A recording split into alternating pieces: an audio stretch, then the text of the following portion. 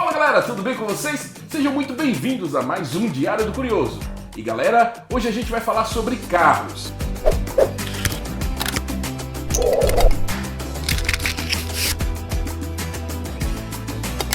Você percebeu como a quantidade de carros só aumenta a cada ano nas nossas ruas?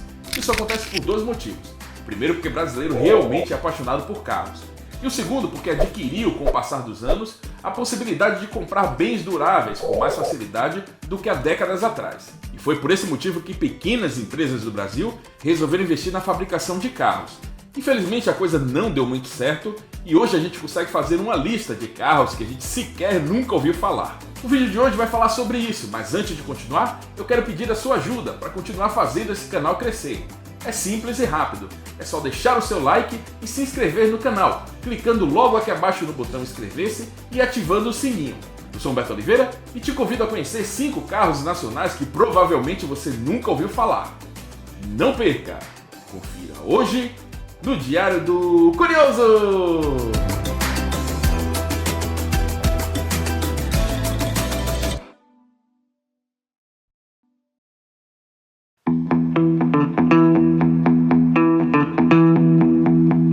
Como eu disse, brasileiro é realmente apaixonado por carros. Olha só o que os caras são capazes de fazer.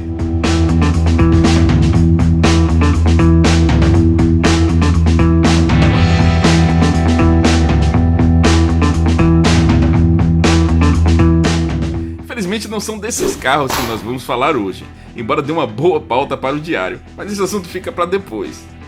Nós começamos realmente aqui, com o revolucionário Óbvio 828. Um mini carro triflex idealizado pelo empresário carioca Ricardo Machado em 2002. O projeto inicial nem chegou a ser comercializado, mesmo após várias tentativas do seu criador com parcerias estrangeiras. Mesmo assim, o modelo ganhou motor elétrico e iniciou a comercialização restrita a empresas.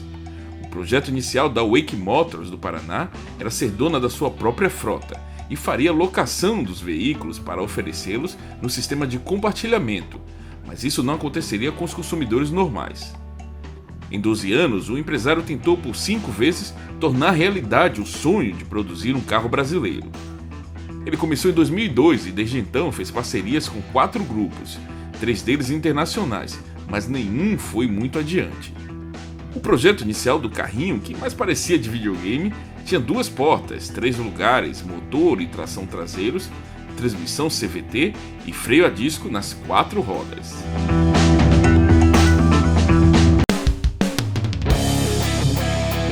Em quarto lugar, um carrinho que tinha tudo para dar certo, levando em consideração que era baseado num projeto popular que envolvia peças de Volkswagen, porém não durou muito tempo.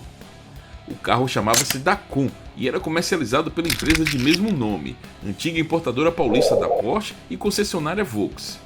O Dacon 828 era um mini compilado que reunia peças de Volks e Porsche. O motor era 1.6 boxer de 4 cilindros, que rendia 65 cavalos e atingia 142 km por hora. Dentro dele, só 2 pessoas podiam viajar. O minicarro foi vendido entre 1983 e 1994 e o fato de você não lembrar de ver um desses na rua tem um motivo. Apenas 47 unidades foram emplacadas. Com a reabertura da importação de automóveis, a Dacon resolveu priorizar as marcas estrangeiras que representava, interrompendo definitivamente a fabricação de carros. A Dacon, como revendedora, sobreviveu mais 5 anos, quando seu dono faleceu precocemente em 2001. No mercado, é possível ainda encontrar algumas unidades do Dacon 828, mas os preços entre 65 e 85 mil reais desencorajam qualquer consumidor comum. Na terceira posição, o Hofstadter, um carro bem arrojado para a época em que foi lançado. O modelo foi criado pelo engenheiro paulista Mário Hofstadter, que buscou inspiração do Alfa Romeo Carabo.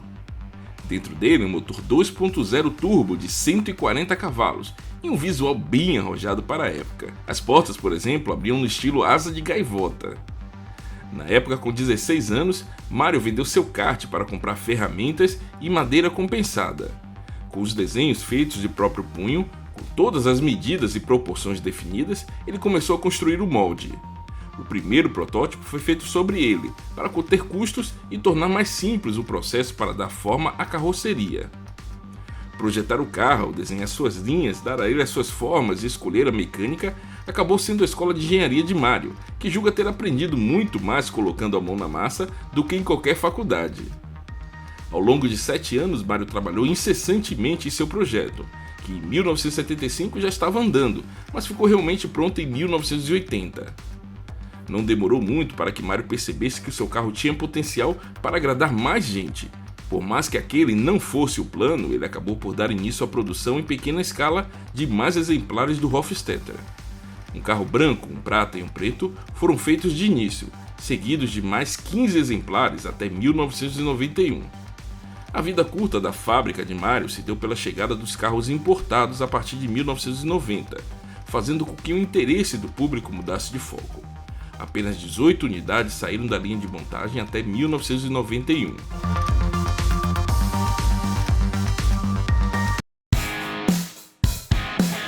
Nas 2 primeiras posições do nosso ranking, 2 esportivos que impressionaram quando foram anunciados há alguns anos. Primeiro vamos falar do Lobini H1, esse modelo que foi apresentado no Salão de São Paulo de 2002 e deixou muita gente de queixo caído. O motor era um turbo 1.8 do Audi A3 ou do Golf GTI, que despejava 180 cavalos e fazia o carro chegar aos 100 km por hora abaixo dos 6 segundos. O carro começou a ser fabricado artesanalmente em Cotia, São Paulo, com volume de 2 a 4 unidades mês, mas era a forma de venda que realmente chamava atenção. Quem quisesse comprar um carro desses tinha a opção de pagar em diversas parcelas. Quando as prestações alcançassem 70% do valor do carro, ele começava a ser construído.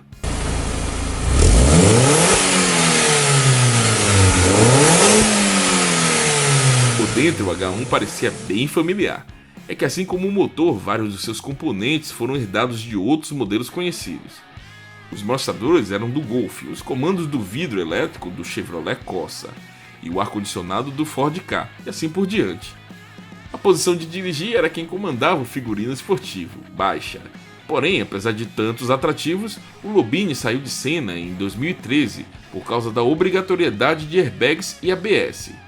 Em novembro de 2014, a marca encerrou as atividades.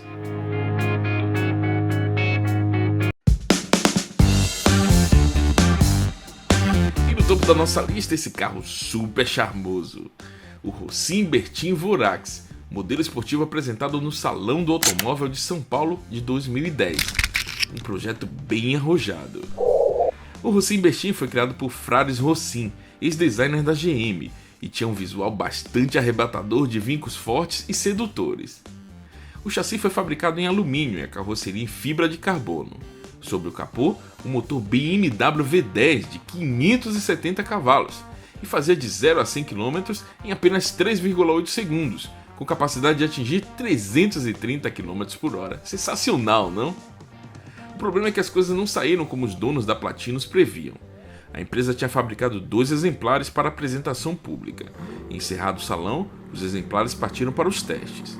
Além dos já esperados acertos mecânicos, alterações também deveriam ser feitas na carroceria, de modo a aumentar a visibilidade e atender à legislação de trânsito.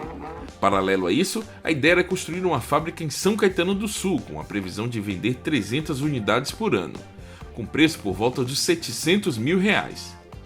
Curiosamente, naquele mesmo 2012, a empresa fechou as portas. A fábrica nunca saiu do papel e nenhum outro exemplar do carro foi concluído, além dos demonstrados no Salão do Automóvel. O mercado ficou um tanto frustrado e parece que não há nenhuma previsão de retomar o projeto.